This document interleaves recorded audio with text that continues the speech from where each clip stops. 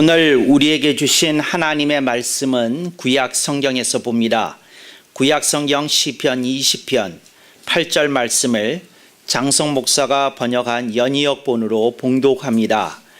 저희는 굽어 엎드러지고 우리는 곧게 일어서도다. 아멘. 오늘 우리는 성령님 아래 성경 위에 하나님의 말씀을 듣기를 원합니다.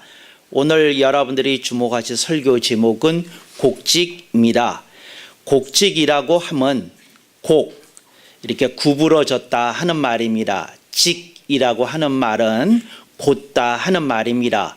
그래서 그 점과 점 사이를 직선으로 연결시키면 그걸 곧다 이렇게 얘기하는 겁니다. 그런데 어떤 산길이 있는데 그 산길이 뱀처럼 꼬불꼬불꼬불 하면 그걸 보고 굽다고 얘기를 하는 것입니다. 그래서 굽다, 곧다 하는 말은 서로 상반되는 반대어가 되는 개념이 되겠습니다. 오늘 시편 이 20편 기자의 상황에 대해서 여러분들에게 조금 말씀드려야 되겠습니다. 이분이 어려운 일에 걸렸습니다. 그런데 누구하고 송사가 걸렸던 것 같습니다. 이게 무슨 말인고 하니 반드시 법률적인 어떤 일이 아니라 두 사람 사이에 어떤 갈등이 생겼고 분열이 생겼고 또 서로 경쟁하는 게 생겼고 투쟁하는 게 생겼다는 겁니다.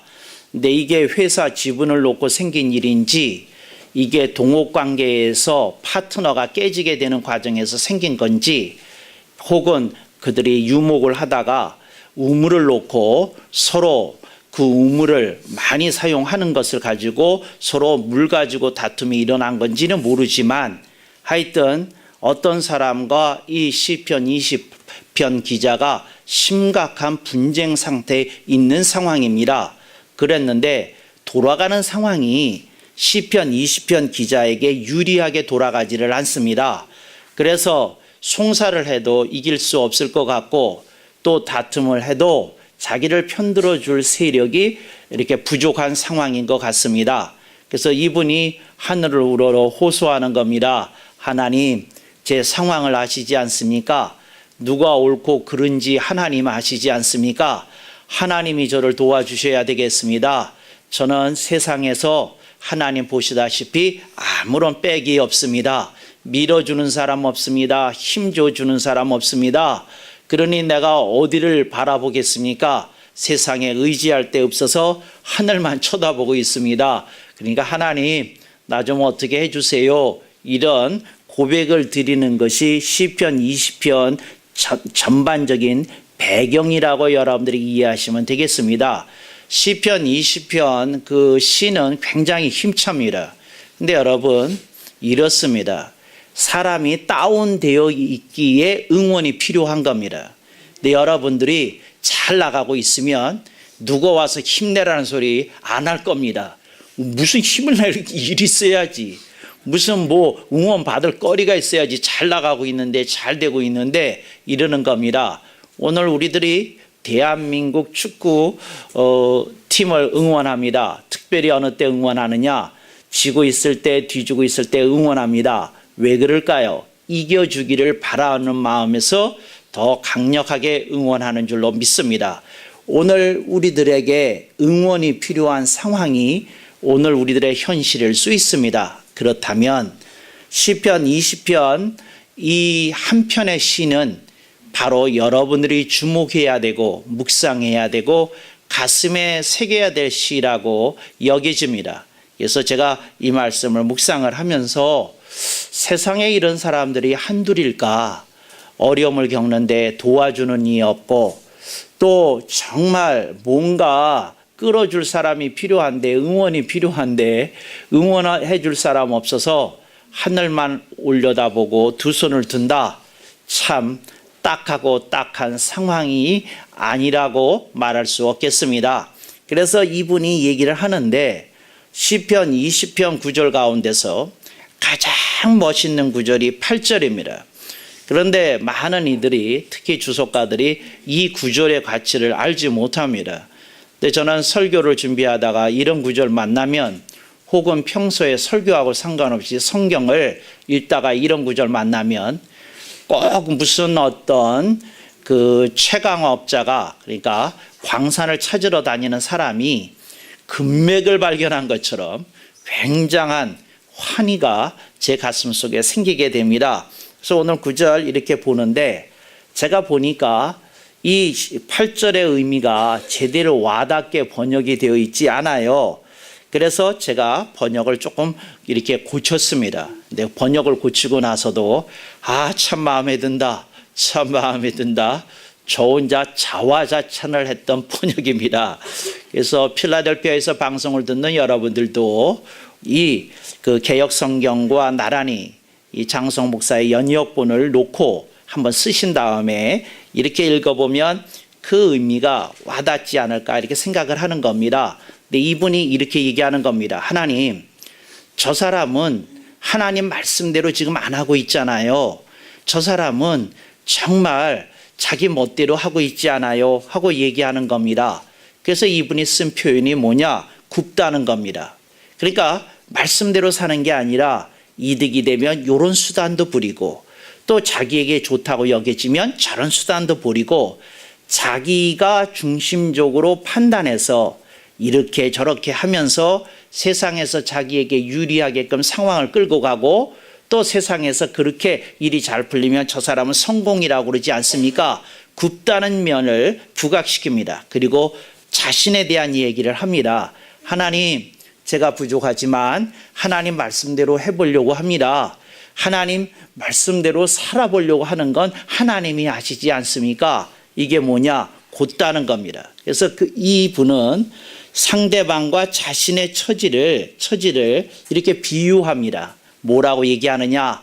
저 사람은 꾸불꾸불한 뱀길이다, 굽다 얘기합니다. 나는 뭐냐? 그저 대나무와 같이 곧다 이렇게 얘기하고 있는 중입니다. 그래서 이렇게 두 가지를 얘기를 하고 있는데, 이게 뭐냐? 신앙인의 긍지입니다. 신앙인의 긍지가 뭐냐면, 신앙인의 긍지는 세상의 성공에서 나오는 게 아닙니다. 세상의 부귀 영화 속에서 나오는 게 아닙니다. 신앙인의 긍지는 어디서 나오는 거냐? 나는 부족하지만 하나님 말씀대로 살고자 한다. 나는 연약하지만 성령님 붙들어 주시는 대로 살고자 한다. 이게 신앙인의 긍지인 것입니다. 그런데 세상 사람들은 뭘 자랑하느냐? 부귀 영화를 자랑합니다. 자기가 잘된 거 자랑합니다. 자기가 뜨고 있는 거 자랑합니다. 자기가 이 세상에서 높은 자리에 올라간 거, 많이 가진 거, 이런 것들을 자랑하더라는 것이지요. 이런 상황 속에서 이분이 얘기합니다. 하나님, 저의 긍지는요, 세상의 부귀 영화가 아닙니다. 저의 긍지는요, 하나님 말씀대로 살고자 함입니다. 그리고 이분이 곧게라고 이렇게 표현을 하고 있습니다. 이걸 개역 성경은 바로라고 얘기를 했는데 그 뜻은 같습니다. 그런데 굽다의 반대말은 그 바로가 아니라 그 곧다이므로 이렇게 대칭으로 번역을 하는 게 더 훌륭한 번역이라고 자부합니다. 아멘. 그런데 그러면서 이분이 이 얘기를 합니다. 근데 여기까지가 설교의 그 1부입니다. 근데 2부로 넘어가면 약간 미묘한 상황이 전개됩니다. 이분이 뭐라고 그랬느냐면, 하나님, 저 사람은 굽지 않습니까? 그래서 엎드러지고, 하나님, 저는 곧지 않습니까? 일어서지 않습니까? 하고 얘기합니다. 그런데 상황은 그게 아니에요. 상황을 어떻게 됐는고 하니 굽은 사람이 성공하고 있는 거예요. 그런데 어떤 사람이, 곧은 이 신앙인이 일이 안 풀리고 있는 거예요. 이게 안 풀리고 있는 거예요. 그래서 이 구절이 보면 조금 헷갈립니다. 어떻게 헷갈리냐면, 하나님, 저들은 굽은데 일어서고 있고요.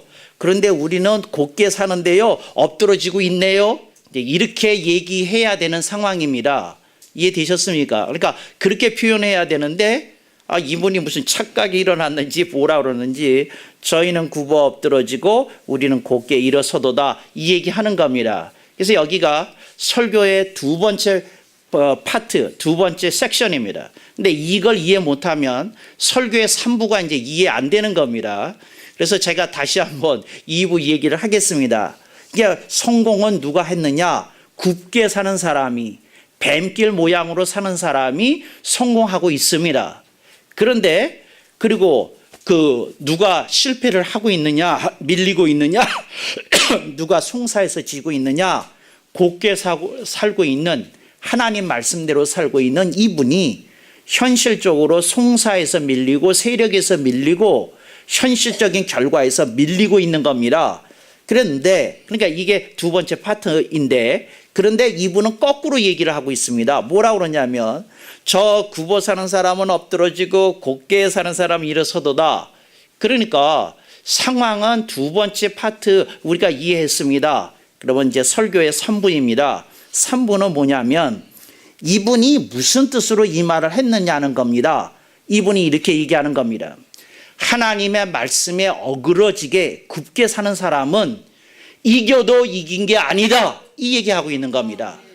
크게 되었어도 크게 된 게 아니다, 잘 되었어도 잘 된 게 아니다, 이렇게 얘기하고 있는 겁니다. 근데 여러분, 이 말하기 어렵습니다. 제가 조금 속된 표현 쓰면 됐다 어렵습니다. 너무너무 어렵습니다. 이게 어렵습니다. 왜 어렵느냐 하면 보통 사람들의 마음을 휘감고 있는 것은 결과입니다. 결론입니다. 그게 뭐냐면 내가 부귀영화를 누리면 됐다 이겁니다. 내가 잘 됐으면 됐다 이겁니다. 내가 인기 있으면 됐다 이겁니다. 내가 세상에서 잘 나가고 있으면 됐다 이겁니다. 뭐 따질 게 뭐 있어요? 잘 되는데. 그렇잖아요. 잘 되지 않습니까? 따지지 않습니다. 그거 가지고 됐다는 것이지요. 그런데 이 시편 기자는 다른 얘기를 하는 겁니다. 뭐라고 얘기하느냐? 그분 너희는 이겼지만 하나님 보시기에는 너희는 엎드러진 자다. 너희들이 하나님 앞에서 어떻게 감히 일어설 수 있겠느냐? 이 얘기를 하는 거고, 나는 부족하지만 세상에서 송사해졌는지 모르지만 실력에서 밀렸는지 모르지만 현실적인 패배를 내가 당하고 있는지 모르지만 하나님 앞에서는 하나님이 아마 나를 기특하다, 그래 네 신앙이 귀하구나, 멋지구나, 이렇게 말씀하실 것이니 우리는 곧게 일어서도다, 이 얘기입니다. 하나님 앞에 일어선다는 겁니다. 저쪽은 세상에서 이겼지만 이긴 게 아닌 것은 하나님 앞에서는 자빠진다는 겁니다. 넘어진다는 겁니다. 쓰러진다는 겁니다. 하나님 앞에 존재감 없다는 겁니다. 이게 3부의 얘기입니다. 그래서 여러분, 오늘 말씀 속에서 시편 20편 기자가 얘기하는 건 이런 겁니다. 하나님 감사합니다. 저에게 이러한 신앙적인 긍지를 주시니 감사합니다, 이 얘기하고 있는 겁니다. 그래서 여러분, 이 얘기를 우리들이 잠깐 점검해야겠습니다. 이게 설교의 제4부입니다. 설교의 4부가 뭐냐 하면, 당신이 현실적으로 실패했을 때에 당신에게 신앙적 긍지가 있습니까? 하고 시편 20편 우리에게 묻는 겁니다. 그러니까 일이 잘 안 풀리는데 신앙적인 긍지가 있느냐? 하고 묻는 겁니다. 어떤 분이 그러는 것 같아요. 꼭 목사님은 맨날 나를 위해서만 설교 준비하시는 것 같아. 그리고 숨이 콱 막혀 하는 분이 계시네요. 그런 분 참 계시네요. 할렐루야. 제가 그 맛에 설교를 합니다. 할렐루야. 그런 분들이 계시네요. 참 다른 사람한테 미안하다. 꼭 목사님이 나에게만 맞춰서 설교를 하시네. 그러네요. 그런 분들이 전부는 다는 아니시네요. 왜 그럴까 생각해 봤더니 현실적인 패배를 당하고 있는 분들만 설교에 공감이 강한 겁니다. 요즘 잘 되시고 일이 풀려지시고 이런 분들은 머리로 이해가 되는데 이게 무슨 말씀인지 약간 혼미스러운 상황이 지금 전개되고 있습니다. 이게 설교의 네 번째 파트입니다. 그게 뭐냐? 일이 안 될 때, 일이 잘 될 때 신앙적인 긍지가 누구한테든지 있어요.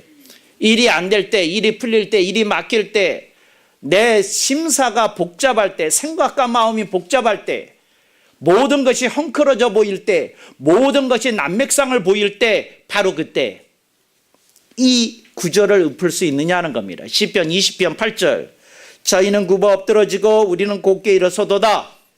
이 말 할 수 있으면 신앙적 긍지가 있는 인생이라고 평가받을 수 있는 겁니다.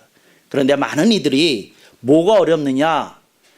어려울 때, 힘들 때, 괴로울 때, 벅찰 때, 안 될 때, 안 풀릴 때, 망할 때, 죽고 싶을 때, 세상 살맛 안 날 때 사람들이 제일 먼저 잃어버리는 게 있는데 그게 뭐냐? 신앙적 긍지입니다. 신앙적 긍지를 잃어버립니다. 신앙적 긍지를 잃어버립니다. 지금 기독교를 비판하는 세력이 얼마나 강력하게 악령의 영향하에서 대한민국의 기독교를 공격하는지 몰라요.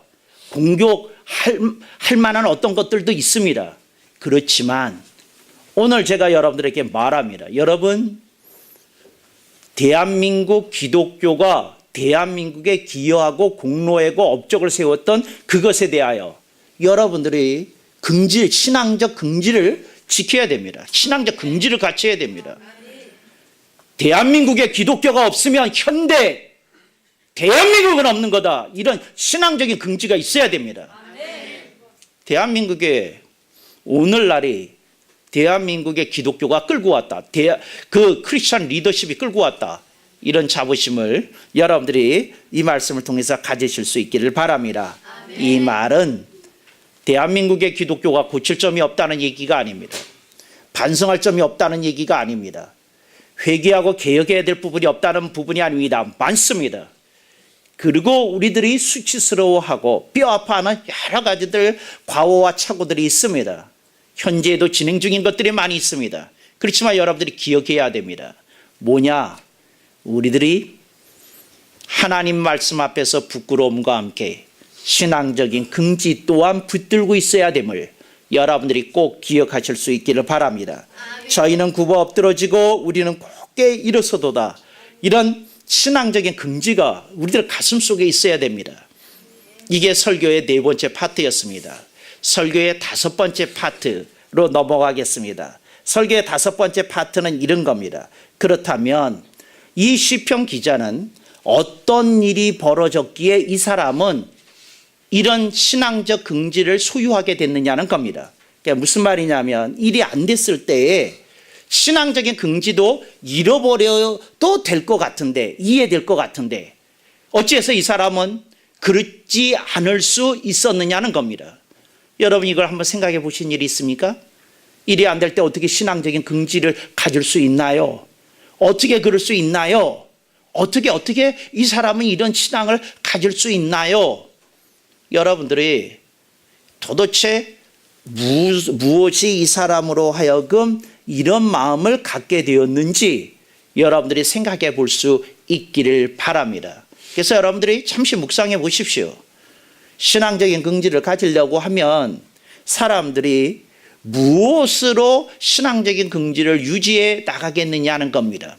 그게 뭐냐면 첫째, 세상의 부귀 영화를 붙드는 것이 아니라 하나님의 말씀을 붙들 때 신앙적인 긍지가 생깁니다. 이게 첫 번째입니다. 그러니까 여러분들이 세상의 부귀 영화에 여러분이 마음이 상했다면 하나님 말씀을 통해서 당신이 일어나기 어렵습니다. 하나님의 말씀을 사모하고 갈망하는 심령이 될 때에 여러분의 삶 속에 신앙적인 긍지가 되살아나고 유지되는 줄로 믿습니다. 그래서 하나님의 말씀에 대한 사모와 갈망이 있어야 됩니다. 하나님의 말씀에 대한 사모와 갈망이 없이는 여러분의 인생에 정말 신앙적인 긍지가 퇴색이 될 것이라는 것을 여러분이 기억하실 수 있길 바랍니다. 두 번째, 이게 두 번째가 1번일 수도 있어요. 어떤 이들에게는. 근데 두 번째, 제가 두 번째로 얘기하고 싶은 게 뭐냐 하면 구원의 기쁨과 감격이 살아있느냐는 겁니다. 구원의 기쁨과 감격이 살아있는 사람은 이런 고백을 드립니다. 자신이 좀 한 게 있어도, 잘한 게 있어도 하나님 앞에 자기 자신이 내세울 게 아무것도 없는 부끄러운 죄인이라는 신앙 고백을 아직도 갖고 있습니다. 내가 무엇이 간데 예수 그리스도께서 십자가에서 피를 흘리고 죽으셔야 했단 말인가? 내가 무엇이 간데 예수 그리스도께서 자신의 목숨을 바치시면서까지 나를 향한 하나님의 사랑을 확증하고 나에게 대속의 피를 흘리셨단 말이냐? 이런 감격이 그 사람의 인생을 요동치게 만들 겁니다. 근데 여러분, 구원의 기쁨과 감격이라는 것도 어떤 이들에게는 아름다운 지나간 추억입니다. 아름다워요. 그렇지만 지나간 추억입니다. 30년 전 얘기입니다. 40년 전 얘기고 50년 전 얘기입니다. 하여튼 지나간 얘기입니다. 그리고 지금 그렇게 생동하지 않아요. 지금 생동하고 있는 게 뭐냐? 부귀영화고. 지금 생동하고 있는 게 뭐냐? 부귀영화가 안 돼서 시달리는 자신의 영적 상태입니다. 그거에 그냥 시달리는 거죠. 뭐 구원의 기쁨과 감격, 그건 나도 다 겪어봤지, 나도 다 알지, 이렇게 얘기합니다. 저는 신앙의 선배들이 나도 그거 다 체험했지 하면 가슴이 철렁 내립니다. 저분이 저렇게 얘기하면 안 되는데, 나도 겪어봤지 그러면 되겠어요? 지금도 생생하지 이렇게 얘기하셔야지. 나도 겪어봤지가 뭐예요?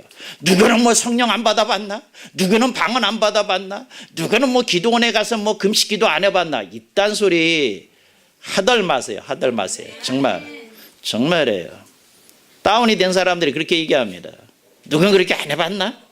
한때 그리고 또 아주 이렇게 약간 묘한 웃음을 지으면서 하는 말 뭐냐면, 내가 이런 말 이 신앙의 선배들로부터 들으면 제 마음이 상해요. 기도원에 가면 이런 분들이 많아요. 그러니까 뭐라고 얘기하냐면, 참 좋은 때다. 신혼부부를 보고 어떤 이들이 하는 말입니다. 참 좋은 때다. 이게 무슨 말이에요? 살아봐. 원수가 될 테니까. 뭐? 이 사람 없으면 뭐 죽고 못 살아? 참. 살아봐. 참 좋은 때다. 내가 더 긴 얘기는 안 할게. 살아보면 알게 돼. 그분 말 속에 이게 다 포함이 돼 있어요. 정말 이런 신앙의 선배들 이걸 어떻게 하면 좋겠습니까? 국 끓여 먹을 수도 없고. 여러분 어떻게 해야 되겠습니까? 여러분 좀 정신 차리십시오. 그게 무슨 그 자랑이라고 무슨 그 퇴색된 훈장처럼 그걸 이렇게 내세우십니까? 이래야 되지 않습니까? 자네를 보니 내가 잃어버린 구원의 기쁨과 감격이 생각나는구만. 이래야 되지 않습니까? 아멘 안 하네. 이래야 되지 않습니까? 자네를 보니 내가 부끄럽구만. 내 신앙이 퇴색된 것 같아서 내가 경계가 되는구만. 이런 마음을 해야 되지 않겠어요? 아무 것에 자극 받지도 않고 그냥 노인네가 다 돼가지고 정말 나이도 젊은 분들이 그냥 다 지나간 거야. 좋은 때야. 그럴 때 있지. 누구는 뭐 그런 거 안 겪어봤나? 뭐 이런 태도. 정말 퇴색된 그런 모습 속에서 참 안타까움을 금할 수 없습니다. 신앙적인 긍지가 있는 분들 구원의 기쁨과 감격이 있다는 것을 여러분들이 기억하실 수 있기를 바랍니다. 세 번째, 이분들이 붙들고 있었는 것이 뭐냐 하면 3번입니다. 이거 장로교 교리에서 반복적으로 가리키는 겁니다. 성도의 견인입니다. 견인이라는 말을 장성 목사는 다른 용어로 번역했어요. 견인이라는 말은 끝까지 인내한다는 말입니다. 근데 내가 이 말이 좀 마음에 안 들어서 이거 영어로는 perseverance라고 합니다. 근데 perseverance라는 말을 그 한국의 신학자들은 견고할 인내할 인, 그래서 끝까지 인내한다 뭐 이런 뜻으로 번역했습니다. 근데 저는 perseverance를 원어의 뜻에 맞게 제가 오래전에 번역한 용어 아시죠? 극승이라고 부릅니다. 극승이 뭐냐? 궁극적으로 승리한다. 이게 영어의 perseverance 뜻이기도 합니다. 여러분, 우리는 극승합니다. 우리는 견인하는 사람이 아니에요. 끝까지 인내만 하는 사람이 아니에요. 우리는 성도의 궁극적 승리를 믿습니다. We shall win. 우리는 이길 것입니다. 뭐 다른 길이 없어요. 이길 수밖에 없어요. 그리스도 안에 있는 이들에게는 승리밖에, 궁극적인 승리밖에 없는 줄로 믿습니다. 그래서 여러분, 이 세 번째를 붙들어야 됩니다. 궁극적인 승리, 성도의 극승을 믿어야 됩니다. 궁극적 승리라고 번역을 하면 안 됩니다. 극승이라고 그러지. 왜 그러냐? 한 단어이거든요. 한 단어. 궁극적 승리는 이렇게 뭐죠? 쓴 문장이 되는 거고. 그러니까 여러분들이 뭐라고요? 극승입니다. 극승. 궁극적으로 승리해야 되는 줄로 믿습니다. 할렐루야. 여러분, 성도는 극승을 믿는 겁니다. 지금 우리들이 밀릴지라도 리바운드 할 걸 믿습니다. 우리들이 뒤로 후퇴할지라도 전진하는 날 올 것을 믿습니다.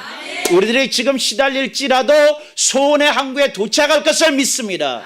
우리들이 이럴지라도 주님 앞에서 우리들의 자랑스러운 모습이 주님으로부터 칭찬받는 날이 있을 것을 분명히 믿습니다. 이게 성도의 극승의 의미입니다. 성도의 극승이 있어야 됩니다. 내가 다시 한번 말씀을 정리해 보겠습니다. 첫째 뭐라고요? 말씀에 대한 사모와 갈망이 있어야 됩니다. 둘째, 구원의 기쁨과 감격이 있으셔야 됩니다. 구원의 기쁨과 감격이 있으셔야 돼요. 이게 유지돼야 됩니다. 그 다음에 세 번째, 성도의 극승을 믿으셔야 됩니다. 이걸 믿으면 시편 20편 8절이 여러분의 구절이 되는 겁니다. 이 시편 20편 8절이 여러분 구절이 되는 겁니다. 제가 생각해도 정말 번역 잘했어요.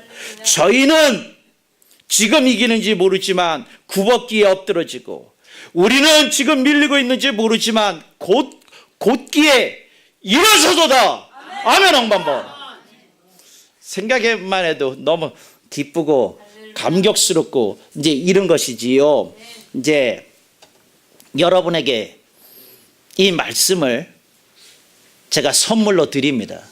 어떻게 선물로 드리냐면, 이거 여러분들이 그냥 지금 가지십시오. 그냥 조금 이따 검토해보고 가지 마시고 그냥 지금 가지십시오. 저희는 굽어 엎드러지고 우리는 곧게 일어서도다. 이런 성경 구절 하나는 너무 짧고 대칭이고 너무 좋잖아요. 그냥 이렇게 암송하십시오. 시편 20편 8절. 정말 이건 내 구절이다. 이제 이렇게 하시고 이렇게 사실 수 있길 주님의 이름으로 축원합니다. 어떤 이가 이제 자매인데 조실 부모였어요. 그랬는데 한쪽이 뭘 하다가 망했어요.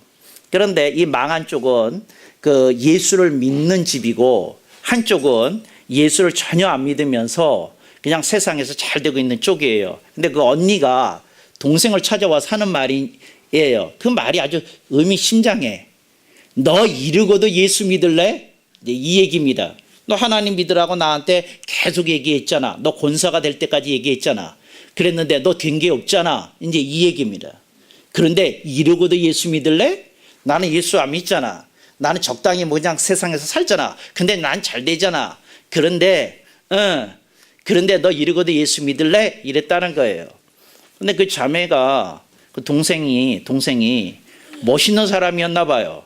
나 이 얘기를 전해 들었는데, 하여튼 들은 지가 우리 아버님으로부터 들은 지 한 40년 되나? 그런데 지금도 기억해요. 그런데 그 자매가 반격하는 말이 멋있어요. 말이 멋있어. 뭐라고 여러분은 그런 경우 대답했겠어요? 여러분의 언니한테.